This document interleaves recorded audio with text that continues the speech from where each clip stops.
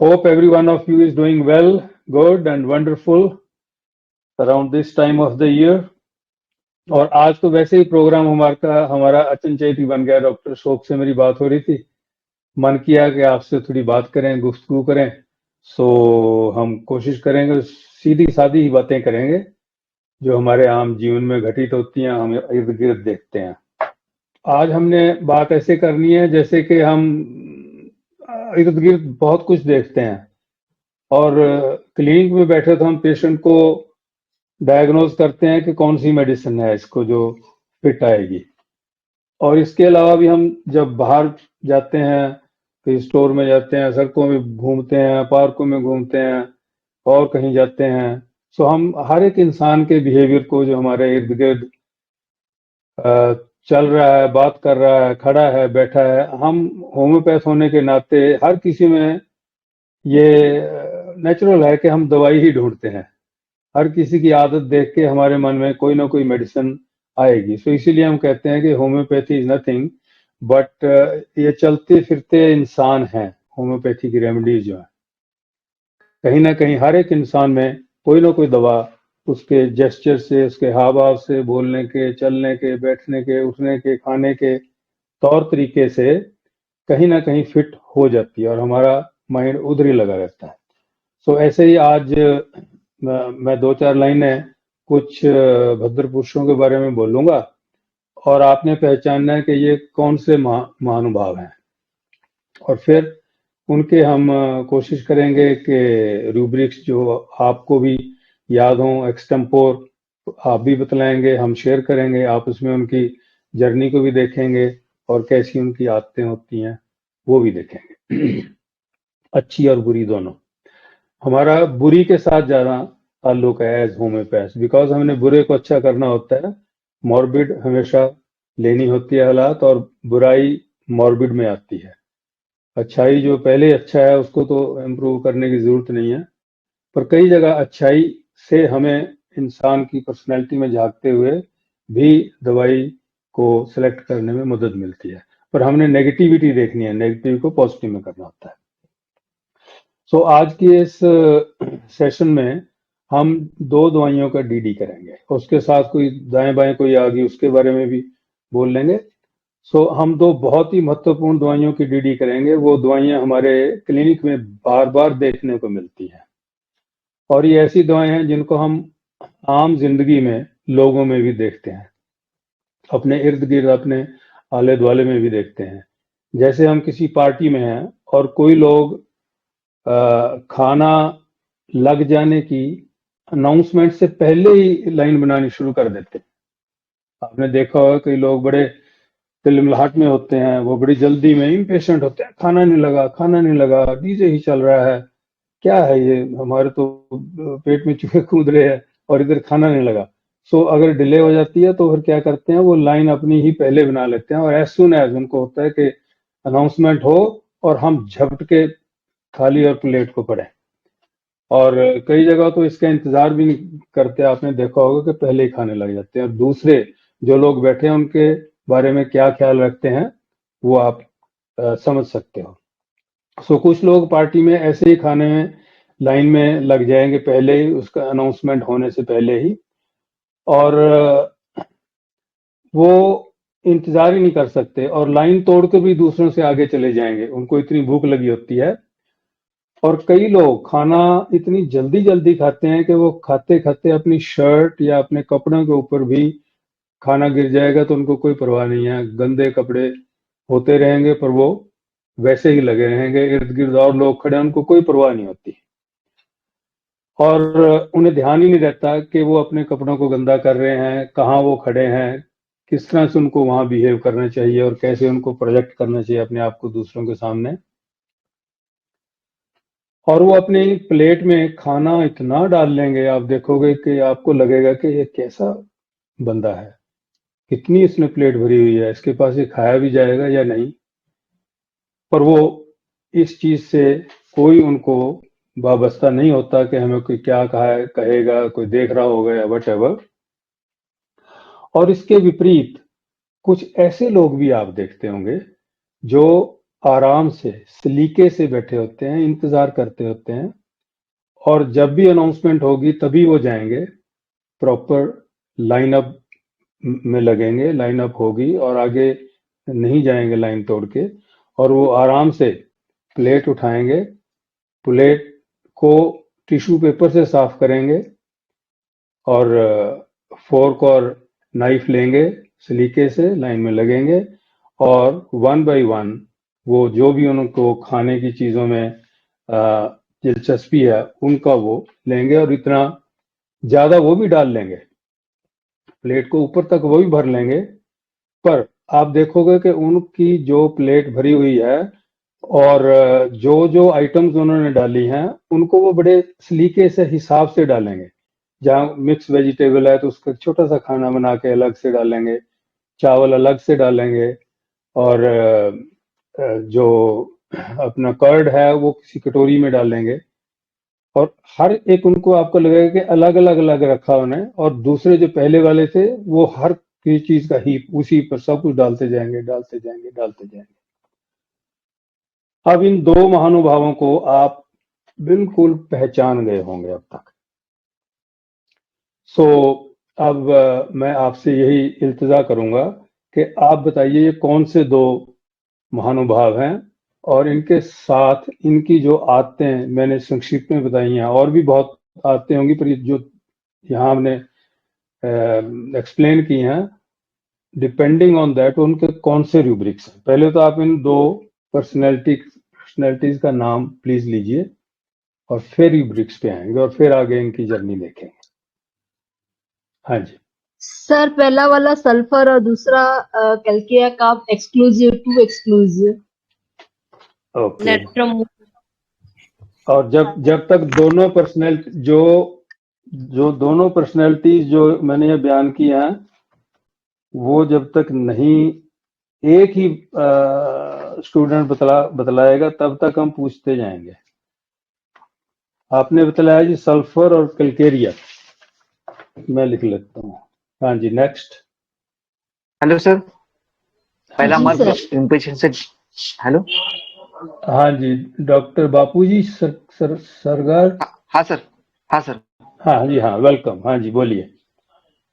पहला impatience eating while dirty और bulimia Merc sol. आपके हिसाब से पहला मर्कसॉल, दूसरा आर्सेनिक। दूसरा आर्सेनिक। आप इनके रूब्रिक भी बतला दीजिए।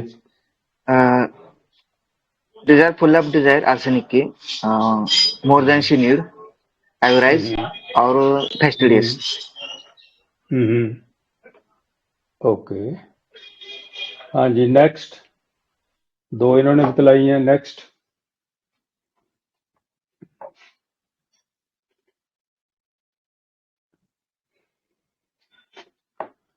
हाँ जी, सर और कोई पहला, आगे आएंगे?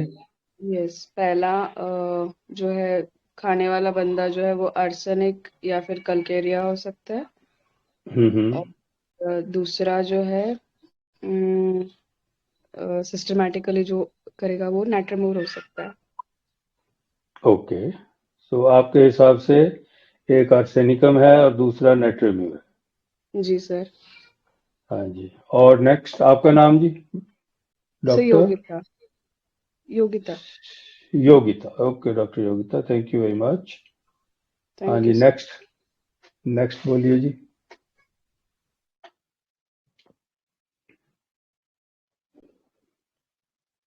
Anybody else?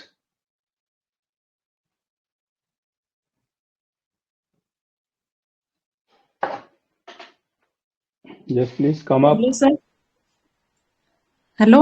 हाँ जी, संजीवनी जी बोल रहे हैं? हाँ, डॉक्टर संजीवनी हाँ, बोलिए सेकंड है जी। वो डिग्निफाइड प्रॉपर टू, तो नाइट्रोमोर लगता है मुझे। और फर्स्ट वो अल्कोहलस जैसा है, वो शेमलेस और अनडिग्निफाइड, और वो जब गंदा करके खाता है तो वो आपको अल्कोहल लगा?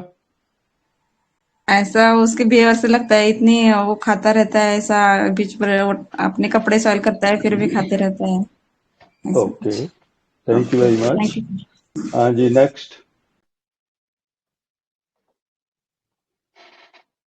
फर्स्ट में बुलीमिया और हरी वाइल ईटिंग, तो आई थिंक कास्टिकम या सल्फ्यूरिक एसिड हो सकता है सर। ओके, आपका नाम? Sonal. Doctor Sonal. Okay doctor Sonal, thank you. हाँ जी, next.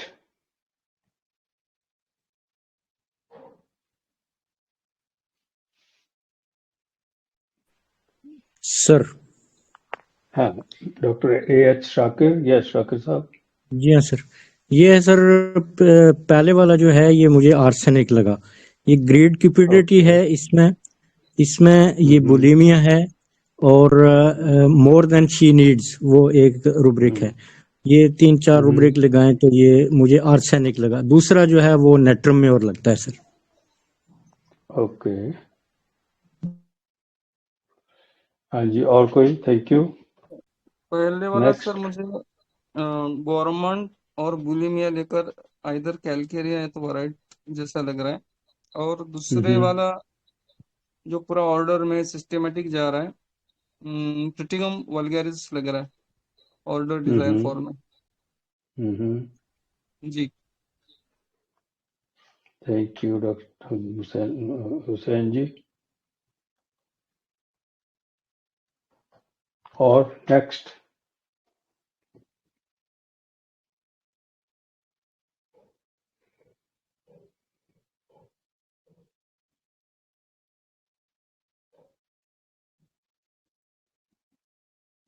Anybody else? Hello sir. Yes, please. Sanjivani ji. Sir मुझे Shweta sir. Shweta. Okay doctor Shweta, हाँ जी बोलिए। सर मुझे वेलकम। फर्स्ट वाला जो है वो मर्क्यूरियस लग रहा है। इम्पेशेंस है, उसको जल्दी पड़ी है, पहले ही आके लाइन में खड़ा है। ग्रीड है, गवर्नमेंट है, मतलब खाने का शौकीन भी हो सकता है कि जल्दी शुरू करो, जल्दी कब खाना लगेगा, और खाने में भी सारी चीजें रख ली है तो गवर्नमेंट। और जैसे वो खा रहा है तो उसके कपड़े भी ये हो रहे हैं, कोई देख रहा है, कोई उसको फिक्र नहीं है, तो इट कैन बी फ्रिवलस और हिडलेस। सो मुझे फर्स्ट वाले में मर्क का फील आ रहा है। एंड सेकंड वाला जो प्रॉपर तरीके से अच्छे से अपने आप को प्रेजेंट कर रहा है, थाली में अच्छे से arrange कर रहा है, तो कैन बी प्लेटिना या नेट्रम्योर, तो एलिगेंस में है, फास्टिडियस है, तो इट कैन बी नेट्रम्योर और Platina sir. Okay, thank you. Next. Hello Sir, good morning. Good morning. Sir, doctor Anupam. the person, yes, sir, good morning. So the good person who is morning. rushing to eat, who is very hasty, hurried, and dirty, impatient eating while, so that person could be stomach, appetite, ravenous, and bulimia. That could be China, sir. And the person who is very compliance, standing in mannerful and standing in the queue, waiting for the food and very elegant. That could be Platina, sir, who is egoistic and elegant and very decent and wouldn't hurry for food to show that she is a very highly placed and well mannered lady. That could be Platina, sir. Thank you. Thank you. Yes please, next. So for me, the first person could be Baraita Kaap, sir. Instant gratification, like want the food and immediate wanting it and eating hurriedly. And second could be staff, a dignified person who wants to be in control and like well mannered.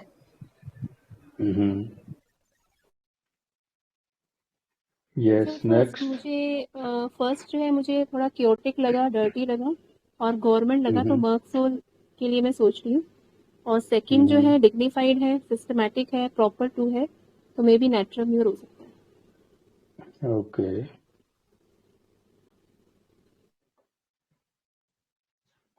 Okay next.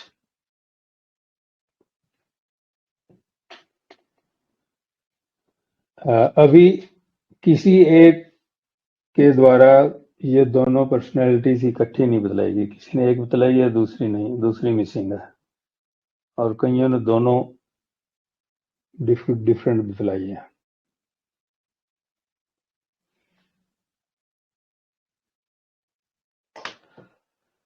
देखिए भाई, प्लेटाइना तो बड़ा egoistic होता है। He looks down upon on others. For Platina, this to be Platina, everybody is small for him. He is great.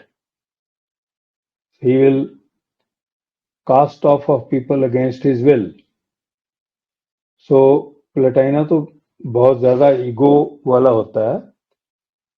So this is not Platina, और this is not China also. China में tormented feeling जो है ना, वो food की वजह से torment नहीं हो रहा, उसको टॉर्मेंट इर्द गिर्द उसका करता है, उसकी सराउंडिंग्स, उसका आईपीआर टॉर्मेंट करता है उसको। So this is also not China. Baryta carb has no confidence. Baryta carb is very little. Baryta carb feels powerless, और baryta carb will hide, will be last in the queue, cannot jump up to be the first। और स्टेफिसेगरिया जो है सुप्रेस्ड होता है बहुत emotionally. So this is not staphysagria also. और mercsol is very revolutionary. वो तो इधर उधर बाहें मारेगा, लोगों को कंधे मारेगा, वो करेगा, ये तो निकल के आगे चला जाता है, कोई वायलेंस नहीं करता। और Natrium muriaticum, they are fastidious about time. They are very proper time wise. That is true. But Natrium muriaticums, they love harmony. उनको disharmony अच्छी नहीं लगती है। And Natrium murs are very reserved, very closed. They are withdrawing. और वो इतने fastidious नहीं होते।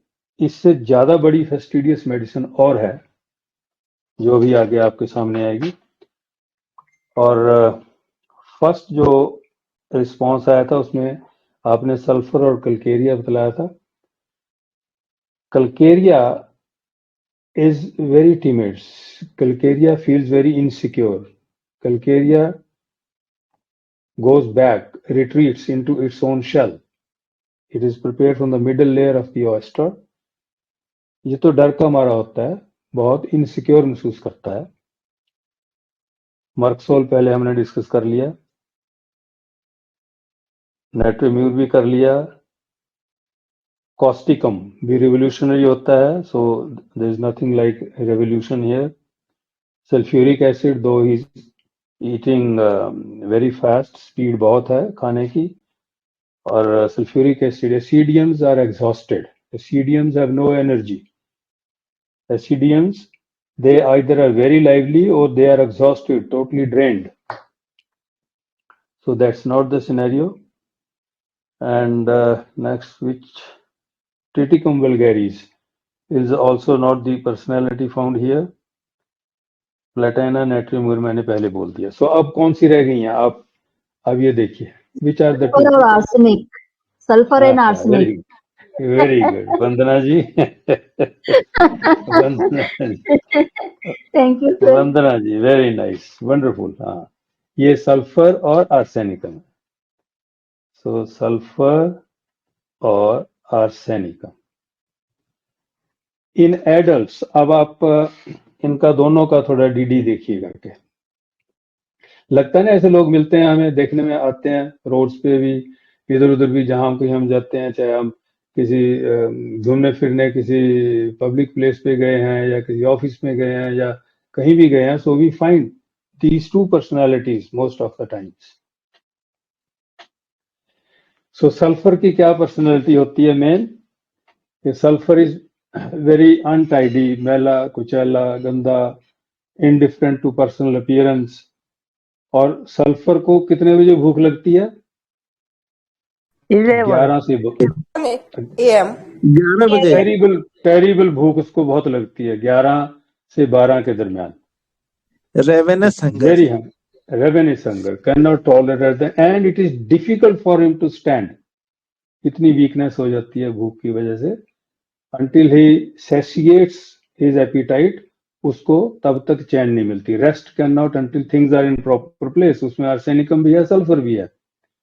सल्फर की रेस्टलेसनेस है, वो खड़ नहीं सकता, उसमें ताकत नहीं है. और आर्सेनिकम की है फेस्टिडियसनेस, क्लीनलीनेस, एक्सेसिव क्लीनलीनेस.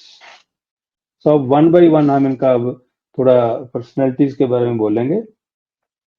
सो जो सल्फर है, सल्फर जैसे मैंने आपको बताया कि मेला कुचैला, उसको अपनी पर्सनल अपीयरेंस की कोई परवाह नहीं होती.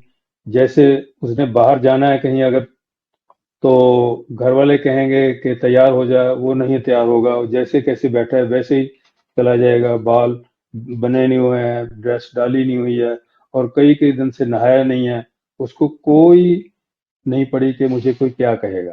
तो it's totally indifferent to his personal appearance. और इसके रिवर्स में एक स्टेज ऐसी भी आती है जब वो कंसर्न भी बहुत हो जाता है. हर एक रेमेडी की एक स्टेज है. तो वो कंसर्न कब होता है? कंसर्न होता है when he wants to be attracted by others. उस समय वो परफ्यूम भी लगा के जाएगा, नहाएगा नहीं, परफ्यूम लगा लेगा. उसने जो अपनी आउटवर्ड अपीयरेंस है उसके लिए फेस्टिडियस होगा, कपड़े अच्छे डाल लेगा. वो वहां डालेगा जहां उसने किसी को इम्प्रेस करना है. और फिर वो अपने डिल्यूजन वेल्थ भी दिखलाएगा कि मेरे से बढ़िया, मेरे से अमीर, मेरे से सुंदर, मेरे से हैंडसम या ब्यूटीफुल और कोई नहीं है, because he is in wealthy state of mind. और वो greed, cupidity in eating. Greed होता है लालच, क्यूपिडिटी इन ईटिंग, खाने में उसके इतना लालच होगा. उससे पहला जो हमने डिस्क्राइब किया था उसको ग्रीड है, खा रहा है. और at the same time he is indifferent to his personal appearance, he is dirting his clothes. उसको कोई नहीं पड़ी कि मेरी तरफ कोई देख रहा होगा. वो गंदा करे जा रहा है अपने कपड़ों को भी, और ध्यान भी नहीं दे रहा. और उसको क्लीनलीनेस की कोई जरूरत भी महसूस नहीं हो रही, क्योंकि उसको वो इतनी वेल्थ में अपने आप को महसूस करता है, that I am very wealthy. और उसकी वेल्थ क्या है? उसकी सोच. और वो सोच उसकी कहां से आई? उसको यह है कि I know everything, I am above all. ज्ञान और नॉलेज के लेवल के ऊपर भी वो दूसरों से अपने आप को ज्यादा चतुर और ज्यादा नॉलेज वाला समझता है. Nobody knows more than me, I know more than you. आपने कई लोग देखे होंगे वो ऐसा प्रोजेक्ट करेंगे अपने आप को कि मेरी नॉलेज आपसे ज्यादा है, मैं तुमसे ज्यादा जानता हूं. सल्फ्यूरिकम जो है, सल्फर, उसकी एक और ट्रेट आती है साथ में कि वो गॉडली फीलिंग बहुत होती है उसमें. भगवान से वो डरता भी है और भगवान को मानता भी बहुत है. और सल्फर वाले जो लोग होते हैं वो बड़े अदब से भी पेश आते हैं, रेवरेंस भी उनमें होती है. और साथ ही साथ उनका ये होता है कि वो अपने से बड़ी उम्र वालों के साथ ज्यादा घुल मिलते हैं. अपने से बड़ी उम्र वालों के साथ उनकी ज्यादा पड़ती है, ज्यादा बनती है. बिकॉज जब वो दूसरों से, बड़ों से बात कर, बड़ों के पास क्या होता है? तजुर्बा होता है, बड़ों के पास नॉलेज होती है. सो वो अपने आप को प्रोजेक्ट करेगा कि मेरे को वो जानता है, वो मेरा फ्रेंड है. वो उसको अपनी वेल्थ प्रोजेक्ट करेगा. That is why there is a rubric, delusion surrounded by friends. उसको लगता है कि मेरे बहुत फ्रेंड्स हैं. वो फ्रेंडशिप जितनी उसकी ज्यादा दायरा, सर्कल बड़ा होगा, वो उसके लिए एक बहुत बड़ी वेल्थ है. और सल्फर वाला जो इंसान है वो बहुत मैकेनिकल माइंडेड होता है. वो हर एक चीज के गहराई में जाएगा, इंक्विजिटिव होगा, क्यूरियस होगा, क्वेश्चंस बहुत पूछेगा. और जब तक उसकी तसल्ली नहीं हो जाती, rest can not until things are in proper place. वो गहराई में जाएगा और हर एक चीज का पूरी तरह से वो ज्ञान हासिल करेगा, तभी आगे बढ़ेगा. और सल्फर वाला म्यूजिक बिल्कुल पसंद नहीं करता. सल्फर वाले को म्यूजिक जो है वो एक नॉइज लगती है, उसको गुस्सा भी आता है म्यूजिक से. He is amusement hours too. कई लोग आपने देखा होगा गुस्सा करते हैं बहुत. जब भी आपके पास कोई क्लिनिक में आए और आपको लगे या उसके आईपीआर बतलाए या पेशेंट खुद कहे कि मेरे को बहुत गुस्सा आता है, तो गुस्से वाले केस में आपने क्वेश्चन नेक्स्ट जरूर पूछना है कि भाई गुस्सा आपको आता है जब, तो गुस्से का असर आपके माइंड के ऊपर कितनी देर रहता है। सल्फर वाला कहेगा जी तुरंत मेरे को जो है रिपेंटेंस हो जाती है, रियलाइजेशन हो जाती है कि मैं क्यों इतना गुस्से हुआ। अगर ये स्टेट है तो नेक्स्ट आप पूछोगे, ये क्वेश्चन जरूरी है। अगर यहाँ पहला गुस्से वाला आपको मिल गया बंदा, आपने पूछा गुस्से का असर कितनी देर रहता है, और उसने कहा कि मेरे को बहुत थोड़ी देर, और चलते चलते गुस्से के मेरे माइंड में ही क्रॉस हो जाएगा राइट वे कि मेरे को क्या जरूरत थी ऐसे पेश आने की। सो नेक्स्ट क्वेश्चन आपको होना चाहिए, how about your liking for music. अगर वो सल्फर है तो वो कहेगा I do not like music. So इन 3 चीजों से आपको गुस्से वाला, repentance quick, anger alternating with repentance quick, and amusement hours to sulphur आपकी सीधी बन जाती है। और अगर पहले 2 क्वेश्चन तो आपके सेम आंसर है, गुस्सा आया उसके बाद रिपेंटेंस आई क्विकली, पर वो कहे म्यूजिक का क्वेश्चन जब पूछते हो कि मैं तो बहुत पसंद करता हूँ, मैं तो इतना होता हूँ कि बाथरूम में भी सिंग करता रहता हूँ, मैं तो अगर कोई गाना मेरे कान में पड़ गया तो मैं उसको वैसे गुनगुनाने लग जाता हूँ।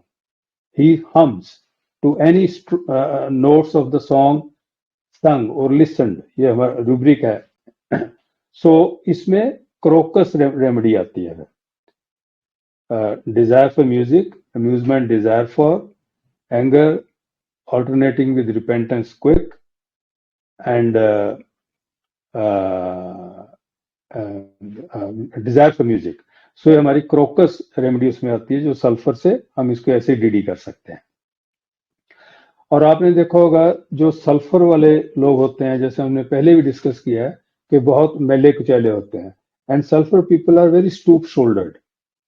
आप अगर फिजियोनॉमी पे जाएं, आप देखें कि बहुत स्टूप शोल्डर्ड है, यंग मैन है, और वो कंधे झुका के चलता है, सो उसको हम सल्फर में कैटेगराइज करते हैं। अब इसके साथ मैं आपको एक सिमिली बतलाऊंगा जो आपने भी देखी होगी, मैंने भी बहुत जगह देखा है। अब सल्फर का हमारा एक रूब्रिक है that the rags are as fine as silk and philosophy desire for. मैले कुचैले, बाल अनटेंगल्ड हैं, और कपड़े बड़े गंदे डाले हुए हैं, पर जब आप देखते हो कोई बताता है कि ये तो पीएचडी है, ये तो एमफिल की हुई है, ये तो किसी जमाने में बहुत बड़े प्रोफेसर होते थे। सो अब वो इतनी फिलॉसफी में चले गए हैं कि वो उनको उनकी जो इतनी वेल्थ उनके पास थी, उस वेल्थ को उन्होंने इतना इस्तेमाल किया, अपनी मेंटल वेल्थ को, टैलेंट को इतना इस्तेमाल किया कि वो उसकी नेक्स्ट जो स्टेप है, नेक्स्ट जो उनका लेवल है, वो उसमें फिलॉसफी के ऊपर चले गए, फिलॉसफी डिजायर फॉर। क्योंकि उनको पता जो वो कहते हैं नॉलेज से कहते हैं, उनको दूसरों से ज्यादा पता है, तो फिर वो फिलोसॉफिकल बन जाते हैं, फिलॉसफी डिजायर फॉर, और थ्योराइजिंग में भी चले जाते हैं। और आपने देखा होगा कि जो गार्बेज कलेक्टर्स होते हैं, उनके पास एक थैला होता है जूट का, कितना बड़ा थैला जूट का होगा या पॉलीथीन का थैला होगा, वो स्ट्रीट पे जो गार्बेज पड़ा है, ड्रम्स में पड़ा है, इधर उधर पड़ा है, रूढ़ियों पे पड़ा है, कहीं पड़ा है, तो उसमें से वो चीजें निकाल के, जो उनके लिए तो बहुत कीमती हैं, उनके लिए तो वो सोना है, उनके लिए तो वो सिल्क है, वो अपने उस बड़े बैग को भरते हैं और आगे चल पड़ते हैं। बैग जितना भरा उसको कांधे पे वो लटका के आगे चलते हैं। आगे जाके फिर कुछ चीज ऐसी मिली, उन चीजों को फिर डाल लिया अपने बैग में, और आखिर तक जाके उनको जो भी गार्बेज उनके काम के लिए, उनके लिए सिल्क है, उनके लिए वेल्थ है, उनके लिए बहुत इंपॉर्टेंट है, वो जब तक भर जाता है, जो जो भरता है आगे चलते हैं, उनकी जो कमर है वो टेढ़ी होती जाती है, और वो जो भार है उनकी गार्बेज का, हम हमारे लिए गार्बेज है, उनके लिए वो गोल्ड है, सिल्क है, मनी है, वेल्थ है। सो वो झुक के चलते हैं। सो उनको अपनी वेल्थ के भार के झुकाव के कारण वो उसको भी एक तरह से डिल्यूजन में होते हैं कि मैं वेल्दी हूं। फिर वो कहीं जाके कबाड़ी की दुकान पे लेके जाएंगे, वहां उसको अनलोड करेंगे, उसको मेजरमेंट या उसका वेट कराएंगे, जो भी उनको उसके पैसे हैं वो मिलेंगे और वो फिर घर लेके आएंगे and they will be very cheerful.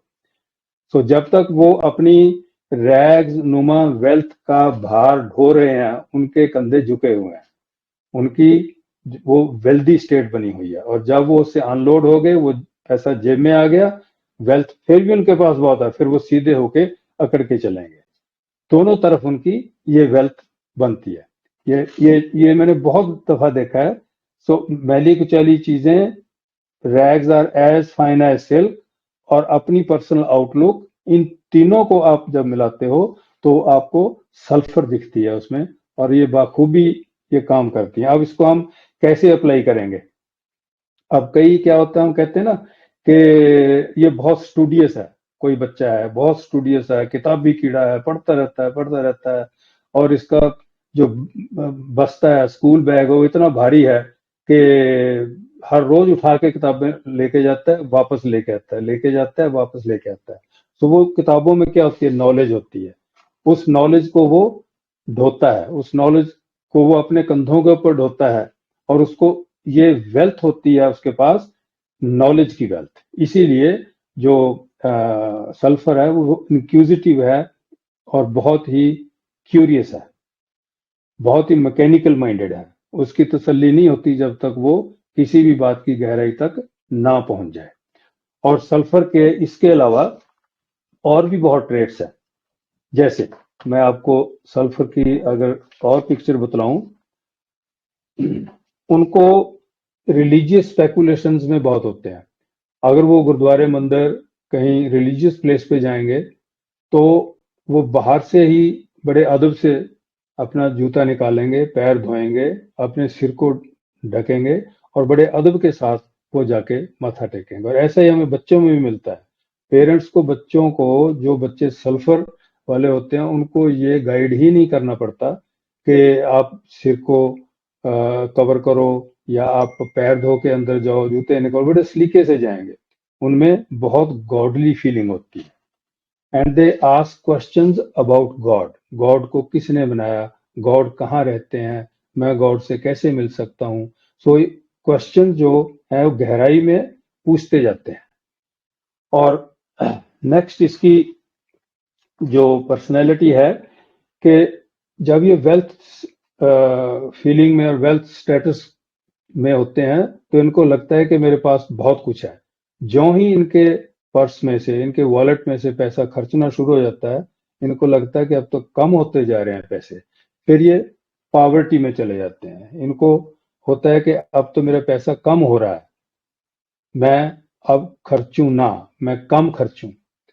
और ये सिर्फ पैसे की ही रेलम में नहीं हम इसको लेंगे, हम इसको हेल्थ के रेलम में भी लेते हैं। कई पेशेंट्स आपने सुना होगा, वो कहते हैं कि डॉक्टर साहब मेरी जो वजन है मेरा वो कम होता जा रहा है, मेरे सर के बाल जो है वो थिन होते जा रहे हैं, पतले होते जा रहे हैं, मेरा ये एक पर्टिकुलर लिम्ब जो है वो थिन होता जा रहा है। सो जो कंटिन्यूअस है, जो चल रहा है, जो रुका नहीं है, वो भी एक पॉवर्टी होती है। वेल्थ से वो पुअर की तरफ जाते होते हैं, पॉवर्टी की तरफ जाते होते हैं, पतले हो रहे हैं, होते जा रहे हैं। So delusion thin is getting, fear poverty of. जो वेल्दी इंसान है, वेल्थ उसकी पैसों की भी है, वेल्थ उसकी नॉलेज की भी है, वेल्थ उसकी सेहत की भी है, वेल्थ उसकी पर्सनल आउटलुक की भी है, वेल्थ उसकी अच्छे लोगों से कनेक्शंस की भी है। और जब ये ढलनी शुरू हो जाती है, कम होनी शुरू हो जाती है, तब वो फिर जाता है फियर पॉवर्टी ऑफ और delusion thin is getting. So उसमें भी हमारे पास सल्फर आती है। And delusion want he has come to. Want क्या होती है? जिस चीज की हमें कमी है, तो कमी को पूर्ति करने के लिए फिर उसका दिमाग लगता है और वो वांट में चला जाता है। जैसे कई लोग कहते हैं कि मेरे बाल इतने गिर रहे हैं, इतने पतले होते जा रहे हैं कि एक दिन तो मैं गंजा ही हो जाऊंगा। Delusion want he will come to. जो चीज आज उसके पास वांट, उसकी उसको चाहत रहेगी, वो समय आ जाएगा जब इस चीज की मेरे को चाहत होगी, तो वो इस तरह से अपने आप को delusion want, delusion thin is getting और पॉवर्टी फीलिंग में ले जाते हुए सल्फर की ट्रेट में आ जाता है। और सल्फर जो है बार्गेनिंग में बहुत होता है। आप देखोगे कहीं आप शोरूम में जाते हो, किसी और कई लोगों को देखते हो, वो रेट की तोड़फोड़ बहुत करवाते हैं। आप ऐसा करो, इतने में दे दो, इतने नहीं तो इतने दे दो, मैं तो इसके इतने दूंगा। सो ज्यादातर वो क्या होते हैं, वो विंडो शॉपर्स होते हैं। बाहर रेट लगा हुआ है, अगर उन्होंने देखना आज ये चीज 2000 रुपए की लगी हुई है, तो उसने फिर ध्यान रखना है कि मैं हफ्ते बाद फिर आऊंगा, शायद ये सेल में कुछ कम लगी हो।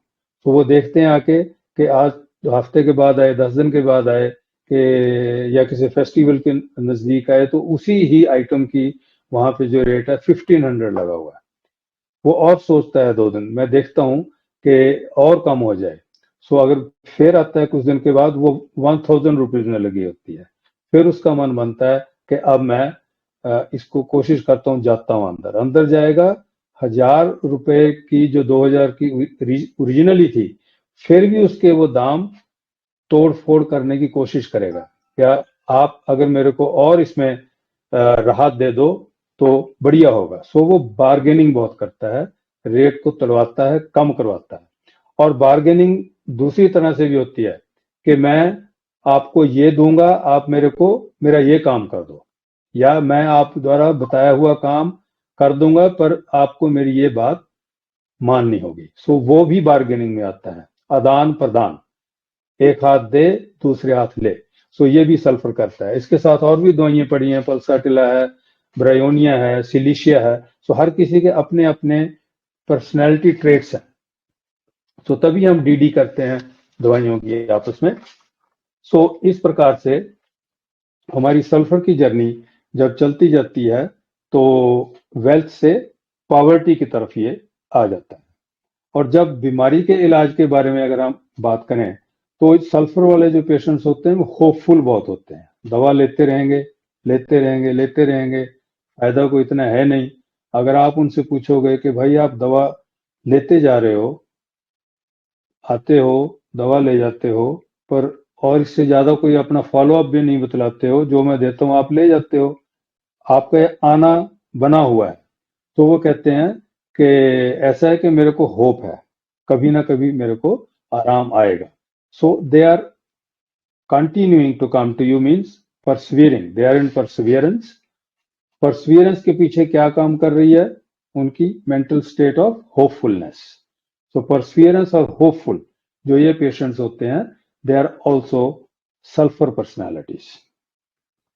और सल्फर के और भी बहुत ज्यादा इसमें ट्रेट्स हैं। तो जितना भी इसको हम पढ़ेंगे, इतनी पॉलीक्रेस्ट वाइड रेंज और स्पेक्ट्रम की रेमेडी है कि इस पे तो कितने ही पेजेस नहीं, माइल्स ऑफ पेजेस लिखे जा सकते हैं। और हमारे जो स्टालवार्ड्स हैं, हमारे होम्योपैथ्स हैं, बड़े होम्योपैथ्स हैं, हमारे टीचर्स हैं, उन्होंने सल्फर के ऊपर बहुत कुछ मटेरियल, बहुत कुछ लिखा हुआ है। ये भी एक पूरी तरह से खजाना है, जितना पढ़ेंगे उतना ही कम है। सो ये तो था सल्फर का पेशेंट जो पहला था। दूसरा है वो आर्सेनिकम का है। आर्सेनिकम की क्या ट्रेट्स होती हैं? Arsenicums are very proper, they are very organised, they are very graceful, they are very cleanliness freak, but at the same time उनको भी कहीं ना कहीं पॉवर्टी का फियर लगा रहता है। उनको थीव्स का बड़ा डर होता है, वो किसी का भरोसा नहीं कर सकते, खासकर मनी मैटर्स के ऊपर। अगर कोई पिता है, वो अपने बच्चों के ऊपर बिल्कुल भरोसा नहीं करेगा। वो अपनी तिजोरी को, अपनी अलमारी को, जहां उसने अपने पैसा रखा है, उसको चाबी लगा के अपने जेब में डाल के चलेगा। वो बतलाएगा भी नहीं कि मैंने कहाँ चाबी रखी है। आर्सेनिकम का पेशेंट वो इस थिंकिंग में होता है कि माई money is my money, your money is your money. And in many cases वो इतना एवराइस में चला जाता है कि मेरा पैसा तो मेरा है ही, my money is my money, but your money is also my money. कई केसेस में ये भी होता है, वो दूसरे की भी हथियाने की कोशिश करता है। सो आर्सेनिकम जहाँ इतना फेस्टिडियस, क्लीनलीनेस फ्रीक, ग्रेसियस, ग्रेसफुल और बहुत ही सलीके वाला इंसान है, वहीं उसकी ये नेगेटिव साइड भी साथ में चलती है। और जब हम खाने की प्लेट की बात कर रहे हैं, so he desires more than he needs, he drinks more than he needs, he walks more than he needs. उसकी इच्छाएं, उसकी आकांक्षाएं उसकी जरूरत से कहीं ज्यादा होती हैं। और आर्सेनिकम में कोई कंडीशनल कंसर्न नहीं होता, इसमें कंडीशनल कंसर्न होता है, अनकंडीशनल नहीं होता। फॉर एग्जांपल, अगर कोई इंसान रास्ते में, सड़क में चोट खाए पड़ा है या कोई अनकॉन्शियस पड़ा है और वहां से आर्सेनिकम निकल रहा है, तो आर्सेनिकम ने देख तो लिया कि भी कोई जरूरतमंद पड़ा है, किसी को इंजरी हुई है, वो ये नहीं सोचेगा कि इसको मदद की जरूरत है। उसके पहले माइंड में ये आएगा, ओ अगर मैं इस स्टेट में होता तो मेरा क्या बनता। तो उसको अपनी पर्सनल इनसिक्योरिटी का पहले ख्याल आएगा, दूसरों के लिए मदद के लिए वो नहीं सामने आएगा। और इसके उल्ट अगर हम फास्फोरस के साथ इसके डीडी करें, तो फास्फोरस इतना एंजाइटी प्रोन होता है, अगर वो वहां से निकल रहा है और कोई एक्सीडेंट हुआ पड़ा है, तो सबसे पहले वो अपना साइकिल, मोटरसाइकिल, कार, वटएवर रोक के वो उसको उठाएगा। उसको फर्स्ट एड मदद देने के लिए he will telephone the ambulance. वो उसकी जब तक उस इंसान को मेडिकल एड पूरी नहीं मिल जाती, वो वहां से जाएगा नहीं। सो ऐसा है फास्फोरस। और आर्सेनिकम क्योंकि ये बहुत इनसिक्योर है और इसको बहुत मनी की ध्यान बहुत होता है, और इसको लगता है कि सब मेरी मनी लेके भाग जाएंगे, लोग तो इर्द गिर्द चोर ही घूम रहे हैं। So he sees robbers at night, tries to find them at night. So arsenicum की ये जो ड्यूअल पर्सनैलिटी है, वो बहुत बखूबी हमें बहुत इंसानों में मिलती है।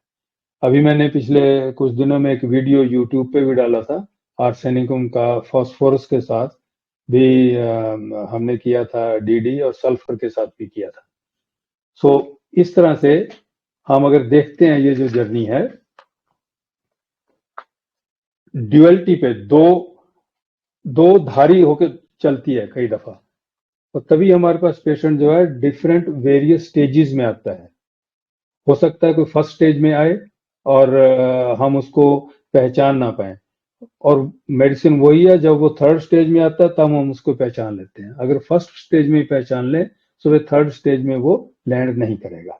सो we have to understand very minutely each and every personality trait which presents in front of us as a patient. So अगर हम आर्सेनिकम को और थोड़ा गहराई में जाएं, तो आर्सेनिकम हमारे पास आता है कि rest can not until things are in proper place.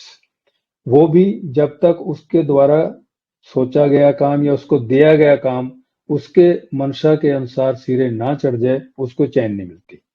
For example, क्या होता है कि अगर किसी वर्क प्लेस पे हम जाएं, बॉस ने सबॉर्डिनेट को काम दिया है, अगर वो आर्सेनिकम है जो सबॉर्डिनेट है, उसके मन में क्या होगा कि बॉस को मेरे से कोई एक्सपेक्टेड है, कोई आउटपुट एक्सपेक्टेड है, कोई काम एक्सपेक्टेड है, और उसकी समय लिमिट तय है कि इतने घंटे या इतने बजे तक करके देना है। सो मैं इसको इस बाखूबी से करूंगा कि मैं अपने मालिक को, अपने बॉस को टोका टकाई का या मेरे को कहने का मौका ना दूं। और अगर वो किसी क्लाइंट को, कस्टमर को सर्व कर रहा है, तो उसके मन में ये आएगा कि जिस क्लाइंट से, कस्टमर से मैंने वायदा किया है, उससे मैं कहलवाऊं ना, मैं काम को इस बाखूबी करूं कि दूसरे को कहने का कोई मौका ना मिले। So that is why there is a rubric anxiety when something is expected out of him. जब उससे कुछ एक्सपेक्ट है, दूसरे को एक्सपेक्टेशन है, सो वो उसके ऊपर पूरा उतरने के लिए अपनी पूरी जान लगा देगा, और कहने का मौका दूसरे को नहीं देगा कि तुमने ये काम नहीं किया या इस काम में ये कमी रख दी है। सो इतने परफेक्टली काम को करेगा और इतने क्लीनलीनेस से करेगा, इतने ध्यान से करेगा कि दूसरे को वो मौका नहीं देना चाहता कि उसको टोका टोकाई हो या उसमें कोई कमी निकाली जाए। और उसको अपनी फैमिली के बारे में बहुत चिंता होती है, बहुत वरी होती है कि फैमिली विल स्टार्व, कहाँ से पैसे आएंगे, कैसे मैं घर की किस्त दूंगा, कैसे मैं बिजली और दूसरे पानी और वट एवर खर्चे जो होते हैं उनके बिल की भुगतान कैसे करूंगा, और खाना फैमिली को कहाँ से खिलाऊंगा। So because everything revolves around money matters for arsenicum. So वो इन वसीलों को और इन सारे साधनों को जुटा पाने में भी उसकी ताकत लगती है ताकि वो स्टार्व ना हो। और आर्सेनिकम का एक बहुत बड़ा ट्रेट है कि आर्सेनिकम हम कहते हैं रेस्टलेसनेस, एंग्विश में होता है, एंड इट चेंजेस प्लेसेस, वो रेस्टलेसनेस उसको घुमाए लिए फिरती है। ये जो आर्सेनिकम की रेस्टलेसनेस है, this is on the mental plane, वो मानसिक तौर पे बहुत बेचैन हो जाता है और वो rest can not until things are in proper place, वो घूमता फिरता दौड़ता रहता है जब तक चीजें उसके हिसाब से ना हो जाएं, और तभी वो इतने घूमने फिरने में टिक के ना बैठने के कारण बहुत ही क्षीण, वीक, कमजोर हो जाता है, उसको बहुत वीकनेस महसूस होती है। That is Y आर्सेनिकम्स are very weak, वो टिक ही नहीं सकते, इसलिए वो मेंटली भी वीक हो जाते हैं और बॉडीली भी फिर वो वीक हो जाते हैं। अच्छा, इनमें बोस्टिंग करने की बहुत होती है, दे आर बिग बोस्टर्स, बड़ी शेखी बहुत मारेंगे कि हाँ हमारे पास इतना पैसा है, ऑस्टेंटेशन है, स्क्वांडर्स मनी थ्रू ऑस्टेंटेशन, और उनको एवेराइस होती है किसके प्रति, regards is family, generosity towards other, दूसरे के ऊपर खर्च देंगे, फैमिली के ऊपर खर्चा बिल्कुल नहीं करेंगे, and they are generous for strangers, और अपनी फैमिली से एस्ट्रेंज्ड होते हैं, being kind for others and not with their family and entourage. Family and entourage means अपनी फैमिली, अपने परिवार के सदस्यों के ऊपर वो इतना नहीं खर्च करेंगे जितना बाहर की तरफ करें, क्योंकि वो ऑस्टेंटेशन ताली चाहते हैं, दूसरों से चाहते हैं कि हमें अच्छा कहें कोई। और इसको हम अगर पल्साटिला से करना चाहें इसका डीडी, तो पल्साटिला तो वांट्स एवरीथिंग फॉर हिमसेल्फ, और पल्साटिला को लगता है कि मैं तो र्यून हो जाऊंगा, और पल्साटिला भी फेस्टिडियस है as a matter of fact, boaster और स्क्वेंडर ऑस्टेंटेशन में भी है, पर उसको रूंड की ज्यादा होती है कि मैं रून हो जाऊंगा। आर्सेनिकम एल्बम में carry desire to be fast होता है, वो चाहता है कि जल्दी मेरा काम हो, उसको वेट करना मुश्किल लगता है, इम्पेशेंट होता है, इसलिए वो carry desire to be fast होता है। सो ये तो मोटी मोटी बातें थी आर्सेनिकम और सल्फर की, आमतौर पे बड़े लोगों में। अब अगर बच्चों में हम इन रेमेडीज को देखना है, so let us devote some few minutes how you see an arsenicum child, how you see a sulphur child. इसमें आपकी फीडबैक थोड़ी मैं लेना चाहूंगा। आप अपनी क्लिनिक में सल्फर चाइल्ड को कैसे पहचानोगे? Can you come up please? Sulphur के अगर बच्चे के, हाँ छोटे बच्चे हैं तो उसमें वो जो भी वो पोटी करते हैं उसमें खेलते रहते हैं, और उसको जो आर्सेनिक का बच्चा होता है वो जब भी वो उसका डायपर गीला हो तो तुरंत उसको चेंज करना चाहिए, और नहीं तो वो रोता रहता है, जब तक वो नैपी चेंज नहीं करते तब तक वो रोते रहेगा। और मैंने कई पेशेंट में ऐसा देखा है कि वो जब आते हैं तो उस खाना खाते हैं तो उसके शर्ट पर थोड़ा गिरा, थोड़े एक 1.5 साल के बच्चे में, तो उसको तुरंत चेंज करना चाहिए, ये निकालो ये निकालो, खाना छोड़ देते हैं और शर्ट निकालने के बाद ही वो दूसरा शर्ट डालने के बाद ही खाते हैं। और थोड़े बच्चे तो ऐसे होते हैं कि वो इनशर्ट करते रहते हैं, कैसी भी वो उसकी शर्ट पैंट हो, इनशर्ट। एक तो बच्चा मैंने देखा था, रात को उसकी वो शर्ट पैंट से निकल आती तो वो नींद भी वो उसको ठीक करता था। उसको थोड़ा अस्थमा का प्रॉब्लम था और वो इतना फास्टिडियस बच्चा था वो आर्सेनिक का। और इंशर्ट करते रहना, और कपड़े भी ऐसे ठीक ठाक हो, कुछ भी गिरा अगर उस पर तो वो तुरंत चेंज नहीं किया तो मम्मी को बेचैन करती थी कि वो चेंज कर दो। नहीं तो अगर उसको सर्दी हो गई तो और उसका नाक से जो निकलता है वो पोंछ दो ऐसा, मम्मी ऐसा करती है वो, बड़े आर्सेनिक होते हैं।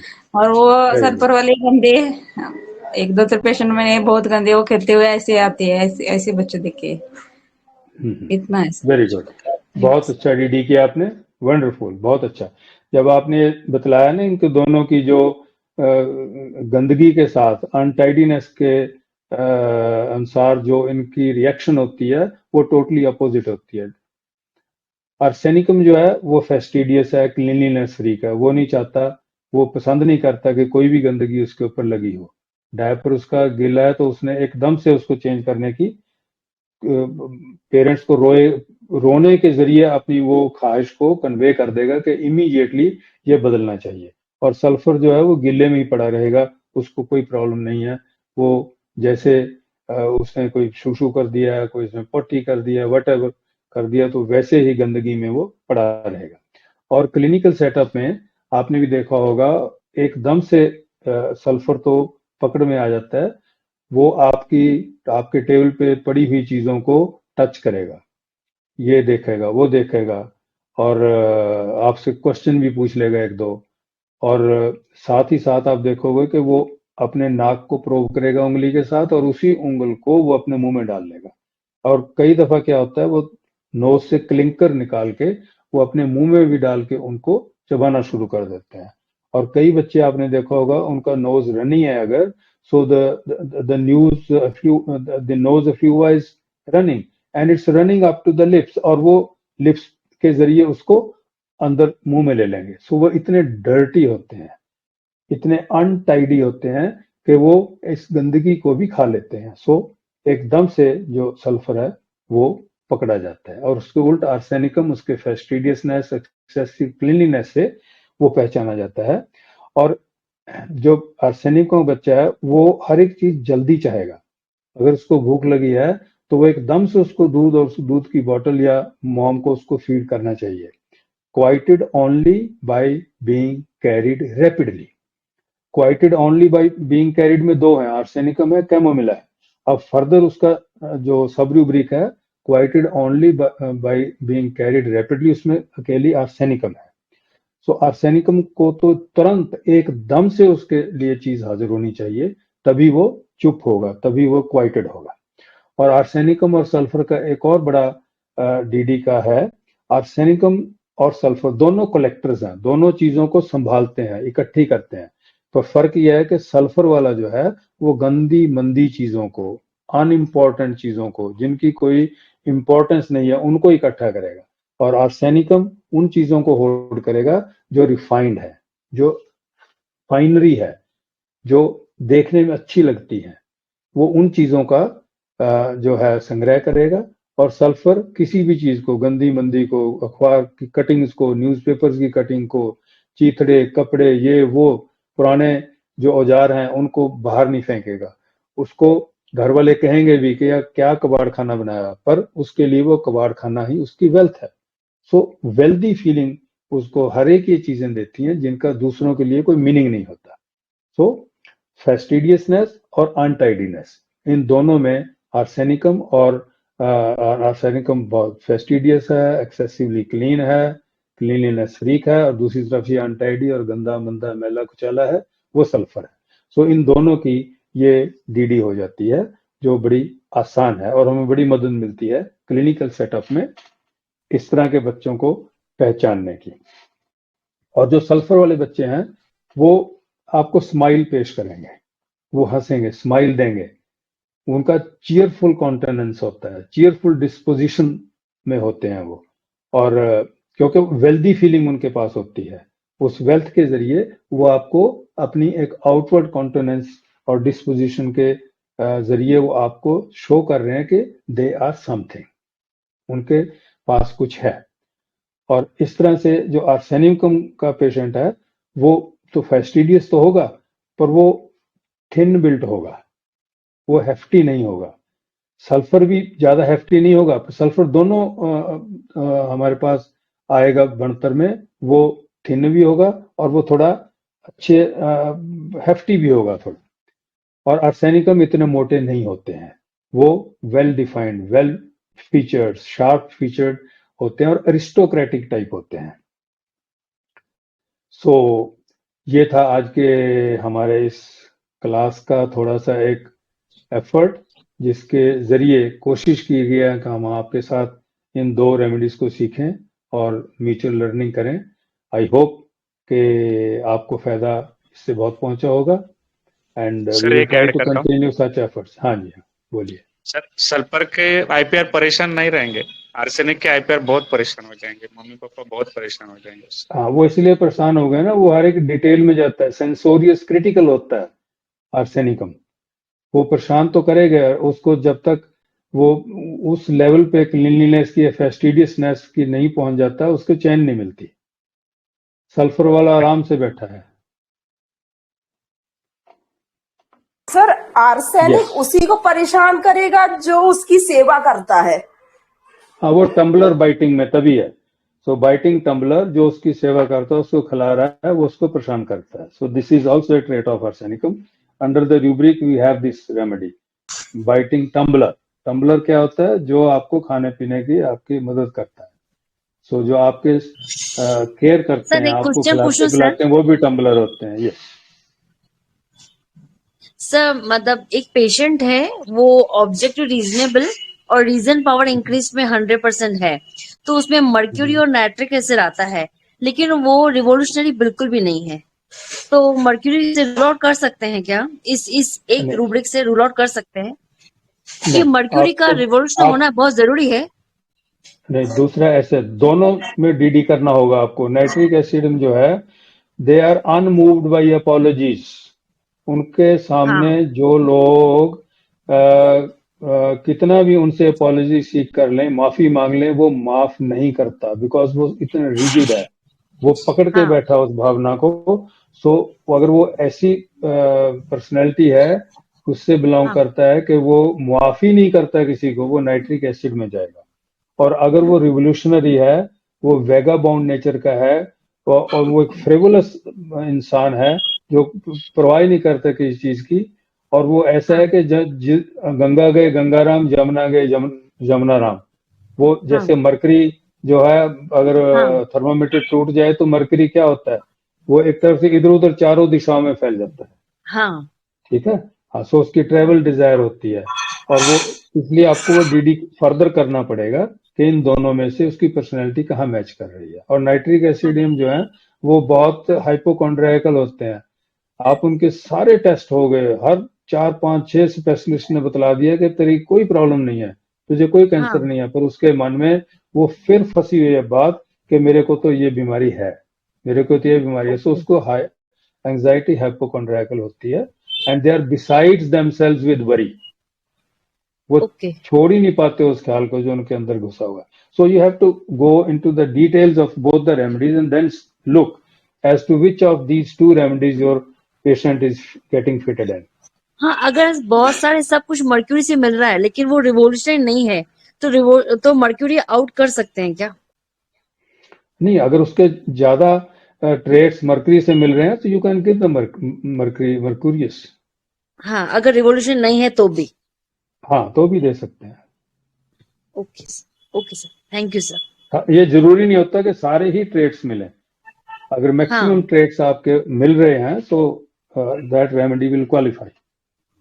Okay sir, thank you so much. Welcome.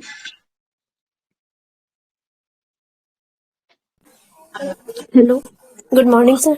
Sir मुझे एक क्वेश्चन पूछना है कि सल्फर एक पेशेंट है, पता है कि वो पूरे उसके सिम्टम उससे मैच कर रहे हैं, उसको एंटी कलेक्शन का भी शौक है, सब चीजें जैसे वो डिफरेंट हॉबीज होती है वैसे शौक है उसमें, तो उसमें 200 पोटेंसी दी हुई है, उससे उनको रिलीफ भी होता है वो जब ले लेते हैं। तो सर मतलब वो अब उनको वो कर नहीं रही, मतलब रिलीफ नहीं कर रही मेडिसिन, तो 1 mg दे दी, अब उससे भी रिलीफ नहीं, तो क्या सोचना चाहिए ऐसे इस टाइम पर?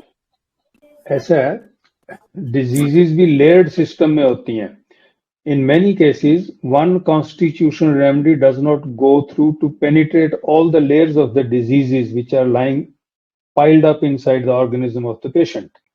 तो कई जगहों पे हमें एक लेयर जो उठती है, that exposes the next layer and a new remedy has to be thought of. It depends upon the level of health of the patient.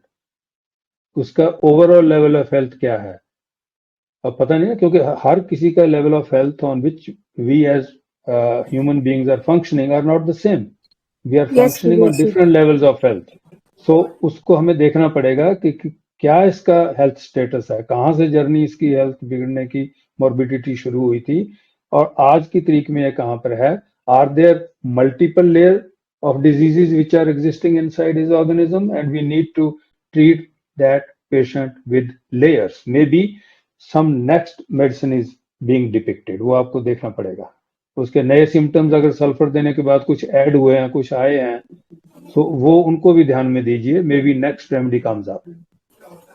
Sir मतलब अभी वापस प्रेजेंट मॉर्बिडिटी वापस समझनी चाहिए, आप ये कहना चाह रहे हैं पेशेंट की? हाँ, नहीं, सल्फर देने के बाद जो फायदे हुए हैं वो तो हो चुके हैं. उसके जो नहीं हुए उन सिम्टम्स को रखिए जो अभी रिजॉल्व नहीं हुए, प्लस जो कुछ और ऐड हुआ वो देखिए और उसके लाइफ को और स्टडी कीजिए पेशेंट की. कहीं ना कहीं आपको maybe second layer of disease मिलेगी which is asking to give the next qualified remedy in the case. Sir पर अभी भी उनको उससे इमीडिएट रिलीफ हो जाता है, अभी भी चाहे वो 1 mO या 200 एक बार रिलीफ फील करते हैं, पर फिर उनको वापस वो कंप्लेंट होती है. हाँ, वो होल्ड नहीं कर पा रही ना, रेमेडी होल्ड नहीं कर पा रही. That means there is a maintaining cause. कुछ ना कुछ मेंटेनिंग कॉज भी है. वो मेंटेनिंग कॉज भी आप ढूंढ सकते हैं. क्या वो फैमिली में पड़ा है, वर्क में पड़ा है, उसकी सोच में पड़ा है? मेंटेनिंग कॉज तो है कोई ना कोई ना, तभी तो रेमेडी जो है वो होल्ड नहीं कर पा रही. So look for the maintaining cause. Lower potential का देके देख सकते हैं. लोअर देख सकते हैं आप. 6 देके 6 दिया आपने, 6 देके देखो, शायद कोई बात बन जाए. सर फिर मैं सोच रही हूँ या LM या फिर एक बार 10M दोनों, मतलब कुछ एक. No don't go highest.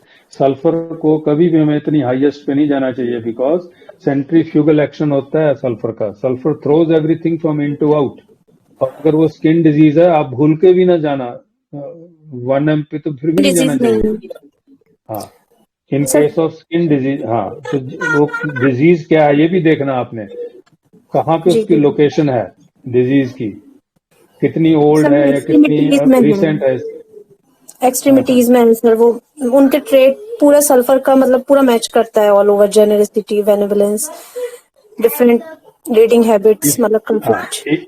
If the force of the disease is on the outer periphery, skin पे है अगर, so that means the immune is already helping the individual by keeping the disease away from the center, throwing it onto the periphery. So वहां पर भी आपको high potency नहीं देनी है. Preferably go to 6 or go to LM. Madhurima ma'am, sir आपसे ये बताना चाह रहे हैं अभी, मतलब सर जिस तरह अभी डिस्कस कर रहे हैं आपकी केस के थ्रू, तो सर बता रहे हैं कि जो लेयर्स होती हैं जिस तरह 1 by 1 वो निकल जाती है, तो नए आपको मैनिफेस्टेशन देखना पड़ेंगे. सर ये अंडरस्टैंडिंग वितोलको सर की बता रहे हैं हमको, ये हमारे लिए नहीं हो सकती है. इसलिए अगर हमको ये नई अंडरस्टैंडिंग जाननी हो तो वो भी सर हमको 1 बार 2 बार बता चुके हैं इससे पहले भी. वो वीसीज भी हमारी है यहाँ पर रिकॉर्डेड HHS में. आप उसको भी थोड़ा सा रेफर कर लेना, और पीछे की रिकॉर्डिंग्स को यूट्यूब पे मिल जाएंगी. सर बस एक चीज और, ये 6 जो आप बोल रहे हो CS सेंटिसिमल, ये कह रहे हैं ना? हाँ, 6CH. सर मैं एक चीज और ऐड करना चाह रही थी कि सल्फर चाइल्ड जो होता है ना, वो क्लिनिक में वॉचफुल होता है सर, वो अलर्ट होता है ना, वॉचफुल. नहीं, वॉचफुल फॉस्फोरस होता है. He will watch every action of the physician. कहाँ चीज आप उठा रहे हैं, कहाँ से रख रहे हैं, दवा कैसे डाल रहे हैं, वो watchful of the action of the physician. That is phosphorus. Alert जरूर सल्फर भी होता है, पर वॉचफुलनेस में फॉस्फोरस है. Thank you sir. Sir arsenic में नहीं है ना ये चीज? नहीं, आर्सेनिक में नहीं है, फॉस्फोरस में है. Thank you sir. Thank you very much sir. You welcome. Sir good morning. Good morning जी. सर एक बच्चा है 2 साल का, और जैसे वो जो है सल्फर और आर्सेनिक का मिक्स शेड है, मतलब वो जो है जब फेसिस करता है तो नहीं बताता है, यूरिन पास करता है तो बताता नहीं है. लेकिन जो है एक तरफ वो जो है फास्टिडियस भी है, जैसे जो है कि कपड़ा गंदा हो गया, खा रहा है, कुछ भी गिर गया तुरंत उसको साफ करना चाहिए, या पास में बैठा है तो कुछ पानी गिर गया, कुछ भी गिर गया तो उसको तुरंत साफ करना चाहिए मांगता है. और उसके बाद जब उसको खाना तुरंत चाहिए, अगर भूख लगा है तो इरिटेबल हो जाता है, तुरंत उसको चाहिए वो चीज जो है. मदर अगर फीड नहीं करा रही तुरंत गुस्सा हो जाएगा। और उसके बाद जो है और ये म्यूजिक लवर है, एक्साइटमेंट म्यूजिक फॉर है, और डांसिंग डिजायर फॉर में है, और अब्रप्ट है सर, जिसे गुस्सा उसको कब आ जाए एकाएक पता नहीं चलता, मतलब खेलता खेलता रहेगा, खेलते खेलते गुस्सा आ जाएगा और हर काम बोलेगा जो है कि मैं खुद करूंगा, अपना काम जो है कुछ भी खाना हुआ या कोई भी काम हुआ तो हम करेंगे, मतलब किसी से हेल्प नहीं लेना चाहता। तो ये कौन सी रेमेडी हो सकती है? हाँ, ये मैग्नीशियम की तरफ जा रहा है। Self sufficient, help does not need help of anyone, वहां मैग्नीशियम म्यूरेटिकम में पड़ी है। सो बाकी पूरे केस के स्पेक्ट्रम को देखना पड़ेगा। अब वो जैसे उसको फीड नहीं मिल रही तब रोता है, एंग्री होता है, सो न्यूट्रिशन उसको नहीं मिल रही है। पीरियोडिक टेबल ऑफ एलिमेंट्स के हिसाब से मैं आपको बता रहा हूँ। सो न्यूट्रिशन की जहाँ कमी है, जहाँ मिल नहीं रही है, वो मैग्नीशियम होते हैं। अगर मदर के साथ वो गुस्से होता है जब न्यूट्रिशन नहीं मिल रही, दूध नहीं मिल रहा, वो म्यूरियाटिकम होकर मैग्नीशियम म्यूरियाटिकम में भी जा सकता है। So you will have to see accordingly. Mother का मिल्क वो फिट करता है, बाकी जो ऊपर का दूध जिसे काउ मिल्क है पहले पीता था तो छूट गया, उसका नहीं पीता, बताती है मदर उसकी।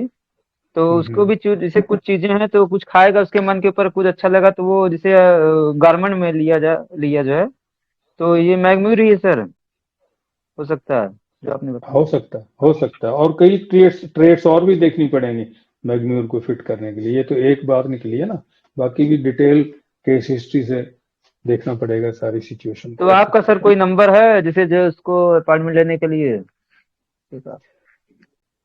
मेरा नंबर तो इसमें आप टेलीग्राम पे मेरे को मैसेज कर दो, यहाँ पे तो अच्छा तब भी कनेक्शन हो सकती है ना। ठीक है सर। अभी hello sir, hello sir, hello sir. हाँ सर, एक बच्चे के लिए जो आपने बताया, मैं एक हमारे मैं जिनके पास जाता था सीखने के लिए, वो बच्चे को आइडेंटिफाई करने के लिए वो चीज रख देते थे, बुक्स रख देते थे, बच्चों की बुक्स रखते थे, एक चॉकलेट रखते थे, फिर वो कुछ ना कुछ टॉयज रख देते थे, उठाते थे तो उसके ऊपर तो रेमेडी निकालते थे। तो जो टॉपी सल्फर दे देते थे। मैंने पूछा ये क्यों करते हो, क्योंकि ये सल्फर वाला होगा ना तो वो बुक्स उठाएगा, पढ़ेगा, फिर क्वेश्चन करेगा। जो आपने बताया वही बात, वो ऐसे ही होता है। यस यस, वो उसने कई जगह ना मैं पेन और पेंसिल पेपर भी होता है डूडलिंग के लिए, उससे भी जो बच्चे के इनर मेंटल स्टेट है वो पता चलती है। जो क्रिएटिव बच्चे होंगे वो कॉफी या क्रूडा के होंगे, कार्सिनोसिनम के होंगे, तो अच्छी तरह से ड्राइंग बनाएंगे, पेंटिंग करेंगे। सो ये इनर मेंटल ट्रेट को पहचानने के लिए ये चीजें बहुत काम आती हैं। किस टॉयज को वो पिकअप करता है, कार को ट्रक को पिकअप करेगा, तो दैट मीन्स जो ट्यूबरकुलाइनेमिया फॉस्फोरस का बच्चा होगा। Travel desire for fast vehicle से ट्रेवल करेगा, भड़कीले रंगों को पसंद करेगा, तो वो हमारे पास लेकेसीज में आएगा।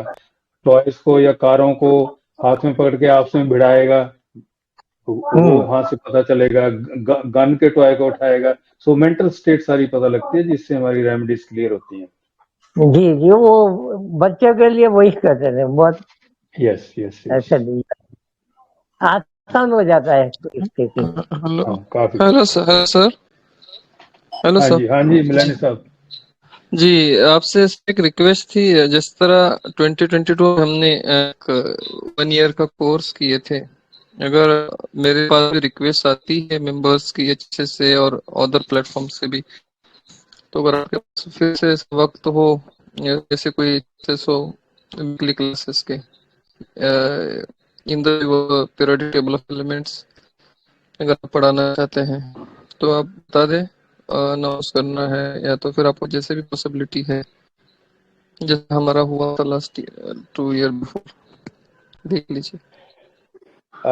अगर कमिटेड पार्टिसिपेंट्स हो ना, और जो समय की कदर करें और अपने समय की भी कदर करें, दूसरे की भी कदर करें, सीखने की जिनको इच्छा हो, अगर वो सामने कमिटेड आए, then we can think of. और पहले तो हमने ऐसे ही पढ़ाया ना, किसी से कोई हमने ऐसा वो नहीं किया। सो आप इसको देख लो कैसे ये क्लासेस हो सकती हैं, and if there are sufficient number of people who are ready to join in, then we can schedule and think of। आप सिर्फ अपनी हामी बता दें हमें, अब हामी है तो फिर हम आगे प्रोसीड कर दें जिस तरह भी है। फिर पॉसिबिलिटीज देखते हैं कि स्टूडेंट्स है, देखते हैं प्लेटफॉर्म बना देंगे। हाँ, अगर लगा ऐसा लेंगे कुछ आपकी कोई सोच है या तो बता दें आप फिर। जी ठीक है। सो आप just try to make a survey, देखो कितने लोग इच्छुक हैं। सो उसके हिसाब से if you have sufficient number of people and हमें भी टाइम डिवोट करने में लगता है कि हाँ फ्रूटफुल होगा, then we will certainly take it up.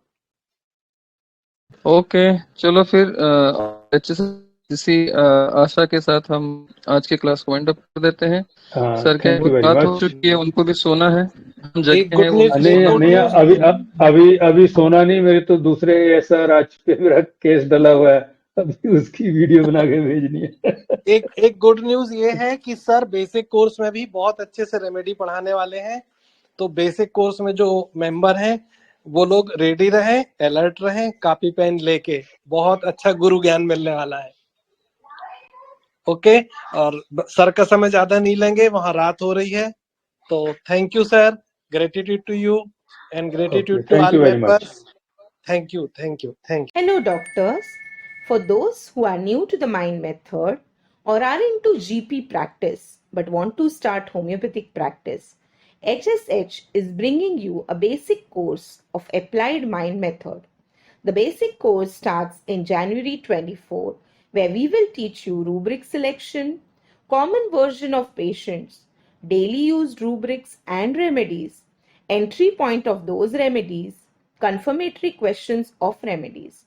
You will get recording of these sessions for 3 months. This course will enable you to start your practice independently. With a very minimum fee of Rs 500 per month, you can enroll for our program. This course will connect you to a group of mentors who are always ready to help you anytime you are stuck in your case. For more details, contact Dr. Ashok Avadia. Phone number 9893805528. Thank you.